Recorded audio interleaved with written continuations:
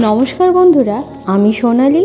আমার এই ছোট্ট পরিবারে সবাইকে সাদর আমন্ত্রণ জানিয়ে নতুন একটা ব্লগ শুরু করছি।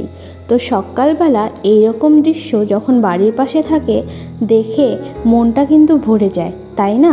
সকালের এই মনোমুগ্ধকর পরিবেশ দেখার পর চলে এলাম কিন্তু রান্নাঘরে। প্রচুর কাজ বাকি। এসেই প্রথমে আমলা আর কাঁচা হলুদ মিক্সিতে পেস্ট করে নিয়ে তার রসটা বের করে নিয়েছি। উৎসাকেও দেব, উৎসার বাবাকেও দেব, আর আমিও খাবো। এটা কিন্তু স্বাস্থ্যের পক্ষে খুবই উপকারী। যে রসটা বের করে নিয়েছিলাম তার সাথে একটু করে উষ্ণ গরম জল মিশিয়ে দেব। বাবা মেয়ের রিয়াকশন কী হবে এটাই ভাবছি। অনেক দিন পরে করলাম তো। আর এর আগে শুধু এটা আমি একাই খেয়েছি, উৎসাও খায়নি বা উৎসার বাবাও কোনো দিন খায়নি। আজকে ভেবেছি 3 জন মিলেই খাবো। উৎসাহ ঘুম থেকে উঠে গেছে, চলো উৎসাকে একটু দিয়ে দেই, দেখি ও কেমন করে। প্রথমে দেখেই কিন্তু দেখো মুখটার অবস্থা, পালিয়ে যাচ্ছে। আমি বলেছি না অল্প একটু হলেও খেতে হবে, তারপরে কিন্তু একটু হলেও খেয়েছে। এবার বলছে বাবাকে দাও, বাবা খাবে। দেখো আমার বরের রিয়াকশানটা। কোনো দিন কিন্তু খায়নি, আজকেই খাবে, তাই বলছে এটা কি। দেখো তার মুখের ভাব। ভালো জিনিস কেউই পছন্দ করে না, তাই না? তাও উৎসাহ জোর করে কিন্তু ওর বাবাকে খাওয়াবেই।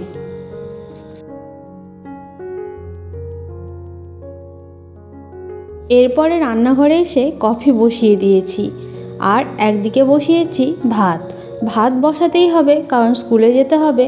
অনেকটা দেরি হয়ে গেছে, আর আজকে সোমবার নিরামিষ, তাই উৎসাহ বলেছে ব্রকলি খাবে, তাই ব্রকলি আলু দিয়ে করব একটা ঝোল।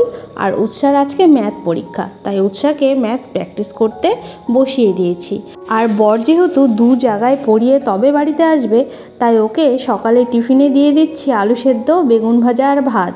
এখন সবাই ভাবতেই পারো এটা টিফিনে কে খায়? আমরা খাই গো, আমরা গ্রামের মানুষ তো। এই আলু সেদ্ধ, বেগুন ভাজা আর ভাত হলে আর কিছুই চাই না। আর এদিকে দেখো পাতলা করে ব্রকলির ঝোলটা হয়ে গেছে, আর অর্ধেক বেগুন পুড়িয়েছি, কারণ দুপুরবেলা আমিও থাকছি না, মেয়েও থাকছে না, বর একাই খাবে, তাই গোটা বেগুন পুড়িয়ে লাভ নেই। আর আমার ছাদ থেকে দেখো এই দৃশ্যটা দেখা যায়, মন একদম ভালো হয়ে যায়। তো রান্না হয়ে গেছে, উৎসাকেও খাইয়ে দিয়েছি। এবার চলো আমার খাওয়ার পালা। স্কুলে যাওয়ার সময় কখনোই ঠিকঠাক খাওয়াটা আমার জোটে না। সব যেহেতু একাই করতে হয়, তাই কোনো রকমে ভাত, তরকারি, আলু সেদ্ধ, বেগুন ভাজা একসাথে নিয়ে মেখে নিয়ে খেতে হয়। কিন্তু কি খাচ্ছি না খাচ্ছি সেই টেস্টটা কিন্তু এই সকালে কখনোই পাই না। দুপুরবেলা টিফিনে নিয়ে গেছিলাম মুড়ি চানাচুর, তারপরে যেহেতু পরীক্ষা চলছে স্কুলে দিয়েছিল সিঙ্গারা, সেটাই ভেঙে খাচ্ছি। আর এখানটায় কিন্তু সিরিয়াস আলোচনা চলছে, আর সবাই সিঙ্গারা আর মিষ্টি খেতে ব্যস্ত। আর ওদেরকে বলছি যে আমার ভিডিওতে একটু সবাই তাকাও, তো সবাই না তাকিয়ে সিঙ্গারা দেখাচ্ছে। কি আর করব। স্কুল থেকে বেরিয়ে চলে গেছিলাম পড়াতে, পড়ানো ছিল। পড়িয়ে টড়িয়ে যখন বাড়ি আসি তখন উৎসার মুখে একটা চওড়া হাসি দেখতে পাই, কারণ ওর নাচের প্রোগ্রামের শাড়িটা যে কিনে নিয়ে এসেছি। দেখো দাঁত বের করে হাসছে একদম। আর দিদারা বসে আছে। স্কুলের পরে উৎসাহ দিদাদের কাছেই থাকে।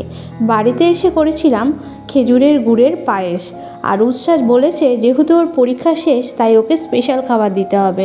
সোমবার লুচি, আলুর তরকারি আর পায়েস ছাড়া আমাদের আর কি স্পেশাল খাবার হতে পারে নিরামিষের দিন বলো? তারপর রাত্রিবেলা যেহেতু রান্নার লাইভ করব, সমস্ত কিছু এখানে জোগাড় করে নিয়েছিলাম। আর আমার বর কিন্তু লুচি ভাজছিল। এই ছিল রাতের খাবার। তোমাদের কেমন লাগলো জানিও, ভালো লাগলে পাশে থেকো।